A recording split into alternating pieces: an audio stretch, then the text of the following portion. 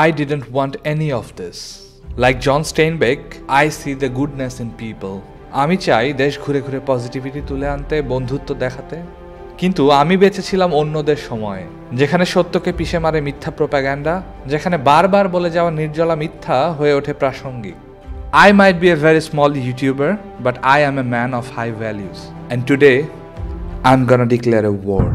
আমরা সবাই Indian propaganda নিয়ে বিরক্ত। ইন্ডিয়ান মিডিয়ার নির্লজ্জ মিথ্যাচার দেখতে দেখতে আমার ভাবনাটাও অনেকটা এরকম। I wish I was the monster you think I am. I wish I had enough poison for the whole pack of you. I would gladly give my life to watch you all swallow it. কিন্তু সবচেয়ে বড় propaganda যেটা India ছড়ায়, সেটা এমনভাবে আমাদের মনে গেঁথে আছে আমরা সেটা বুঝতে পারি না। সেটা হলো বাংলাদেশ খুব ছোট্ট একটা দেশ। But how small is Bangladesh?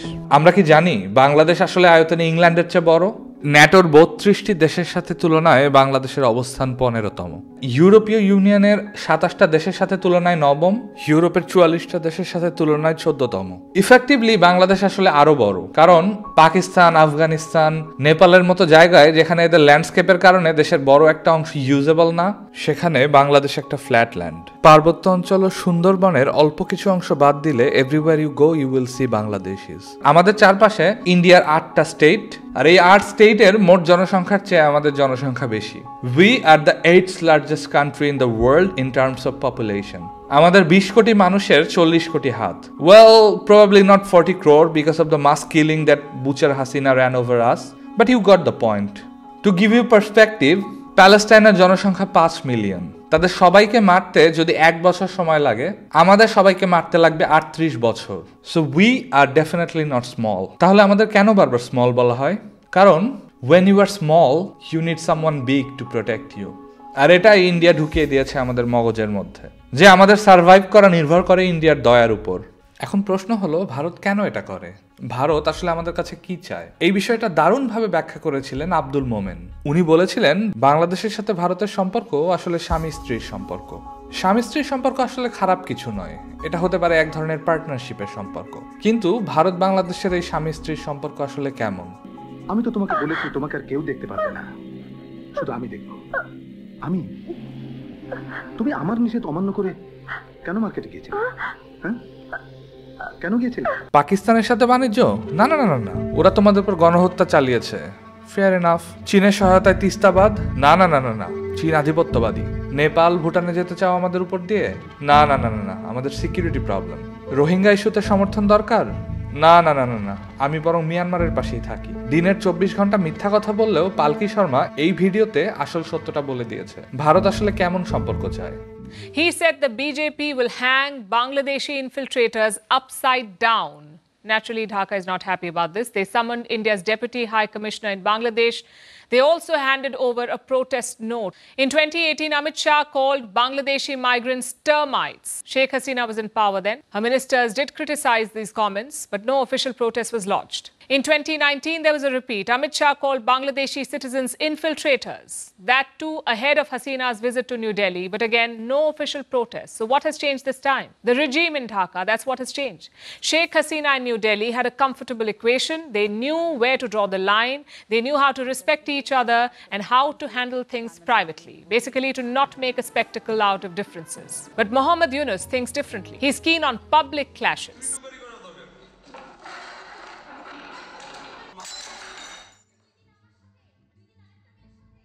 ইন্ডিয়ার মতে আমাদের উচিত চিরকাল ঋণী থাকা। হাজার লাখ ফেলানি মরলেও আমাদের উচিত ঋণী থাকা। তিস্তার পানি বছর বছর না পেলেও আমাদের উচিত ঋণী থাকা। 3 গুণ দামে আদানির বিদ্যুৎ গিলেও আমাদের উচিত ঋণী থাকা। একটা বড় রেভলিউশনের পর একটা পুনর্গঠনে থাকা দেশকে যখন সব দিক থেকে ছুরি মারছে ইন্ডিয়া, আমাদের উচিত ঋণী থাকা।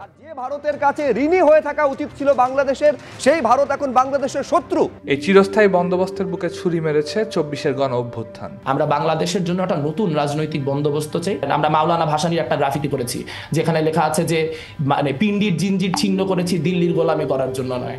এখন আপনার কাছে মনে হইতে পারে ও আচ্ছা, এটা তো তাহলে কি মানে তাহলে ভারতের সাথে আমি শত্রুতা চাচ্ছি? বিষয়টা খুব সিম্পল। বাংলাদেশের সঙ্গে ভারতের যে সম্পর্কটা, সেটা কি বলবো বন্ধুত্বপূর্ণ বা সমমর্যাদার সম্পর্ক না। এই স্বাধীনতা ওদের ভালো লাগবে না, কারণ এই স্বাধীনতায় ওদের কোনো স্টেক নেই। 71-এর স্বাধীনতা বেচে যেভাবে বাংলাদেশকে শোষণ করা গেছে, 24 বেচে সেভাবে আর শোষণ করা যাবে না। যতদিন আমাদের পাহারা ভাই বেঁচে থাকবে, ওই কাটা পা সাক্ষ্য দেবে কিভাবে ইন্ডিয়া দাঁড়িয়েছিল এক অত্যাচারীর পক্ষে, কিভাবে ইন্ডিয়া আশ্রয় দিয়েছে এক সাইকোপ্যাথকে। তাই এই স্বাধীনতা দমাতে না পারলে ইন্ডিয়ার মুক্তি নেই। তাই খুনি হাসিনার পাশাপাশি তার সাঙ্গপাঙ্গদের জন্য দরজা খুলে দিয়েছে ইন্ডিয়া, আর সেখানে গিয়ে তারা সেটাই করছে যেটা তারা সবচেয়ে ভালো পারে।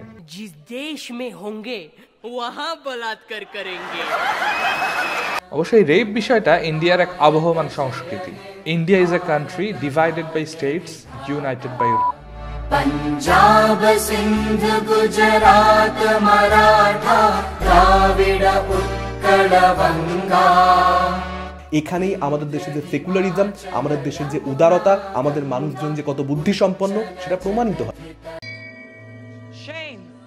এমনকি রিসার্চ করতে গিয়ে দেখলাম ইন্ডিয়ায় পলিটিক্যাল টুল হিসেবে ব্যবহৃত হয়। তাদের পুষ্টিকে আমি যা তা করে চলে যাব, আমার ছেলেদের ঢুকিয়ে দেবো, রেপ করে চলে যাবো, রেপ করে চলে এমনকি আরজি করের এই ঘৃণ্য ঘটনা নিয়ে আন্দোলন খেলাও এখন শেষ, সেটা তাদের ব্যাপার। আমরা বরং ফিরে আসি ইন্ডিয়ান মিডিয়ার প্রোপাগান্ডার দিকে। হিন্দুদের উপর অত্যাচার হচ্ছে, বাড়িঘর মন্দির ভেঙে ফেলা হচ্ছে, শাখা সিঁদুর পরে কেউ বাইরে যেতে পারছে না, ধরে ধরে মুসলমান করা হচ্ছে, চিন্ময় লয়ারকে মেরে ফেলা হয়েছে, চিন্ময় লয়ারকে পিটিয়ে আইসিইউতে পাঠানো হয়েছে, ইত্যাদি ইত্যাদি ইত্যাদি ছাড়াও যেটা হয়েছে প্রায় 187 জন হিন্দুকে জোর করে, তারা সরকারি আধিকারিক, তোমাকে যদি চাকরি করতে হয় সরকারি জায়গাতে, তাহলে তোমাকে জোর করে ক্যামেরার সামনে তাদেরকে মুসলমান ধর্মে ধর্মান্তরিত করা হয়েছে। এটা ছেলে খেলা নয়, এটা নিয়ে এটা পুরোপুরি এথনিক ক্লেন্সিং চলছে। Those lying goddamn time wasting sons of bitches. তবে এর মধ্যে মার্কেট পেয়েছে এই জোকারের চিটাগং দখলের ভিডিও। তা শুনে আবার আমাদের এক রিটায়ার্ড সেনা অফিসার বলেছেন উনি কলকাতা দখল করে নেবেন। আমি এই মন্তব্যের তীব্র প্রতিবাদ জানাই। ইন্ডিয়ার ইউজলেস স্টেটগুলোর মধ্যে একটা, বাংলাদেশের ট্যুরিস্ট ও আমেরিকান স্ক্যাম ভিকটিমদের বিপুল কন্ট্রিবিউশনের পরেও যাদের পার ক্যাপিটা জিডিপি ভারতের সবচেয়ে নিচের দিকে, যাদের বাংলা ভাষায় কথা বলার জন্য এখনো যুদ্ধ করতে হয়। आप बांग्लादेश में नहीं हो, you are at India. West Bengal is a part of India. You must be learning Hindi. आपको बंगाली आता, हिंदी नहीं आता इंडिया में रह के? সেন্টারে যাদের কোনো দাম দেয় না, এরকম একটা স্টেট কেন আমরা খামোখা দখল করতে যাব? এ কেমন বোকার মতো কথা। বিভিন্ন কনস্পিরেসি থিওরি বলছে মোদি আসলে চেষ্টা করছে এই ফেইল স্টেট আমাদের ঘাড়ে তুলে দেওয়ার জন্য। ইউসুফ সরকারের উচিত সচেতন থাকা, যাতে কোনোভাবেই আদানির মতো আরেকটা বোঝা আমাদের কাঁধে না চাপে। বাট সিরিয়াসলি, আমরা এই প্রোপাগান্ডা থামাতে কি করছি? প্রথমেই বলি কিছু লো কোয়ালিটি কন্টেন্টের কথা, যেগুলো আসলে একজন নির্দিষ্ট ব্যক্তিকে মক করা ছাড়া কিছুই করতে পারছে না। আমাদের হয়তো সাময়িক মজা দিচ্ছে, কিন্তু এর বাইরে এর কোনো ইম্প্যাক্ট নেই।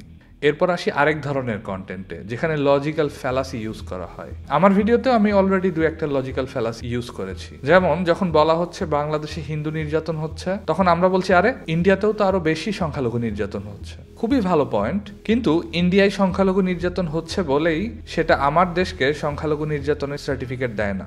আমার উত্তরটা হতে হবে বাংলাদেশে কতটুকু সংখ্যালঘু নির্যাতন হচ্ছে সেটা ব্যাখ্যা করে। ভারতের মতো একটা উগ্র সাম্প্রদায়িক দেশকে আমরা কেন স্ট্যান্ডার্ড বানাবো?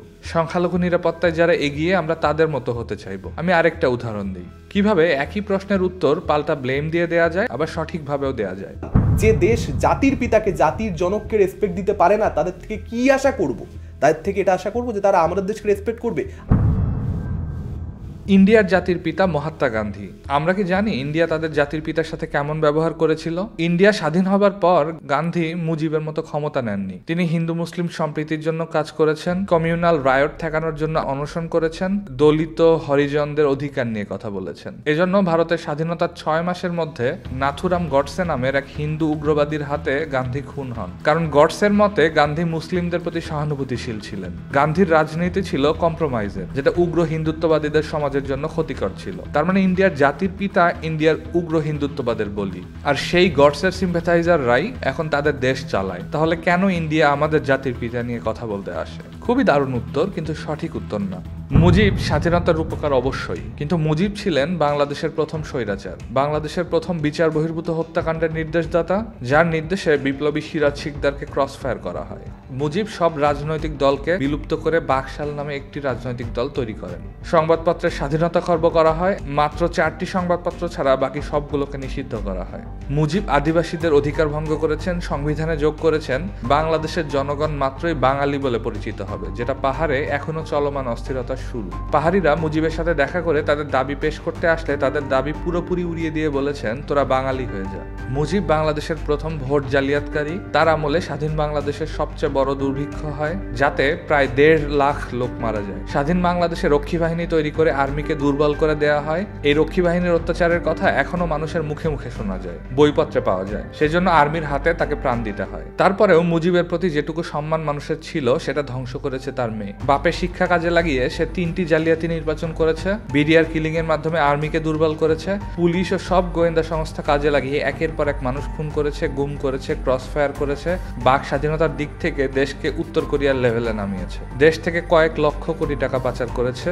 শেষে 2000 মানুষকে খুন করে দেশ থেকে পালিয়েছে। দেশের মানুষের সাথে মকারি করে মুজিব শতবর্ষ পালন জাতীয় ফাইজলামি করে কোটি কোটি টাকা লুট করা হয়েছে। আর এইসব দুর্নীতি, খুন ও ডাকাতির প্রতীক হয়েছিল মুজিবের এক একটি মূর্তি। তাই প্রত্যেকটি গুড়িয়ে মাটির সাথে মিশিয়ে দেয়া খুবই সঠিক সিদ্ধান্ত। ঠিক যেভাবে সোভিয়েতের পতনের পর স্টালিনের মূর্তি, সিরিয়ায় হাফিজ আল আসাদের মূর্তি ফেলে দেওয়া হয়েছে, দেশে দেশে স্বৈরাচারদের এটাই পরিণতি। 2-1 দিন আগেই খুব ভালো 3টা ভিডিও আমার চোখে পড়েছে, যেখানে কিছু প্রোপাগান্ডা রিফিউট করা হয়েছে, আবার এই প্রোপাগান্ডাগুলোর মোটিভও খতিয়ে দেখা হয়েছে। কিন্তু যেখানে মিনিটে মিনিটে অপপ্রচার ছড়াচ্ছে, সেখানে আমাদের আরেকটু গুছিয়ে কাজ করা দরকার। আমার একটা প্রপোজাল আছে, যেটা আমি এক্সপ্লেইন করব 3 ভাগে। প্রথমেই ডিফেন্স। আমাদের আসলে বুঝতে হবে আমাদের শত্রুকে। এইসব টোকাইরা আমাদের শত্রু নয়। শত্রু খুঁজতে আমরা চলে যাব ইউটিউবে, লিখব বাংলাদেশে হিন্দু নির্যাতন বা হিন্দু নির্যাতন বা Hindu, and let's perform the same search in English. এই সার্চ রেজাল্টগুলোই আমাদের শত্রু, and we have to kick the shit out of these, and we have to place our narrative, the factual narrative. এই ধরনের টাইটেল আর কিওয়ার্ড দিয়ে বানাতে হবে content. বাংলাদেশে হিন্দু নির্যাতন সত্য নাকি প্রোপাগান্ডা? বাংলাদেশে হিন্দু নির্যাতন কতটুকু সত্য? বাংলাদেশি হিন্দু নির্যাতন এক গভীর ষড়যন্ত্র। বাংলার চেয়েও থামানো জরুরি ইংরেজিতে ইন্ডিয়ান প্রোপাগান্ডা। কারণ বহির্বিশ্বের একজন মানুষ যখন এই ঘটনা নিয়ে সার্চ করবে, এই রেজাল্টগুলোই তারা খুঁজে পাবে। কি কি টাইটেলের কন্টেন্ট বানানো যেতে পারে? Bangladeshi Hindu, a victim of Indian propaganda. Attack on Bangladeshi Hindu, the dirty side of Indian media. How does India instigate communal violence in Bangladesh? Second ফেজে আমাদের দরকার ক্রিয়েটিভিটি, কন্ট্রোল আর ভিশন। আর এখানে যুক্ত হতে হবে সাধারণ মানুষকে। আমরা হিন্দুদের পাশে আছি বলে ফেসবুকে পোস্ট দিলে লাভ হবে না। Make it personal. আপনার হিন্দু বন্ধুটি হয়তো কিছুটা ঘাবড়ে আছে, ওকে কল করুন, একসাথে সিনেমা দেখতে যান, বাইরে খেতে যান, এন্ড সেই ছবি পোস্ট করুন ফেসবুকে, ইনস্টাগ্রামে, আমি আমার বন্ধুর পাশে আছি। Make it trending, make it fun. আপনি বাংলাদেশি হিন্দু, আপনার ফ্যামিলি সেফ আছে? Please write that in Facebook. I am a Bangladeshi Hindu and I am safe in Bangladesh. Bangladeshi Hindus are safe, Bangladesh is united, এই ধরনের হ্যাশট্যাগ গুলো ইউজ করা যেতে পারে, যাতে আপনাদের রেসপন্স গুলো খুঁজে পাওয়া যায়। If you are not safe, write that in Facebook too. আপনি বাংলাদেশের একজন নাগরিক, আপনার ন্যারেটিভ কেন ইন্ডিয়া বিল্ড করবে? আপনার কথা আপনাকেই বলতে হবে, প্লিজ চুপ করে থাকবেন না। এই পর্যায়ে বানাতে হবে আরেকটু অন্যরকম content. We will show ourself vulnerable to the world. How? Is Bangladesh the next Ukraine? Is Modi the Putin of South Asia? What's after Palestine? Are Bangladeshi Muslims next? World's third largest Muslim country under threat. India plans to attack Muslims in Bangladesh. India attacks on Muslim borders.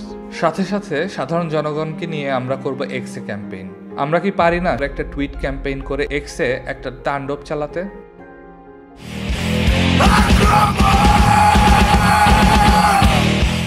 ইন্ডিয়ার প্রত্যেকটা স্টেটের জন্য আমরা recruit করব 5 জন করে volunteer researcher, যারা খুঁজে বের করবে ইন্ডিয়ার কোনে কোনে ঘটা dirty secret. Every rape, every killing, every detention, every lynching, we will expose it to the world. Why India is supporting a child abuser? How rape is used as a tool in Indian polity? Is India safe for women? Narendra Modi, the mastermind behind Gujarat riot. Why India tortures its ethnic minorities in Manipur? Why India kills Muslims inside mosque? আমরা একটা archive করব, যেখানে যে কেউ anonymously তার অফিসে কয়জন ভারতীয় এমপ্লয়ি আছে সেটা রিপোর্ট করতে পারবে। প্রত্যেক ভারতীয়ের খোঁজ আমরা বের করব। আমি বাংলাদেশের সব কন্টেন্ট ক্রিয়েটরদের রিকোয়েস্ট করছি, let's work together, let's fight together, let's save the country together. কিন্তু সম্ভবত আমার এই ইউটোপিয়ান চিন্তা ভাবনার কিছুই কাজে আসবে না। Nobody nose me, nobody gives আ ড্যাম। তাতে আমার কিছুই যায় আসে না। I will fight alone. It doesn't matter if I win or not. I don't fight to win, I fight because I can. I fight, therefore I am. This is Hasan, standing tall in Shadhin Bangladesh.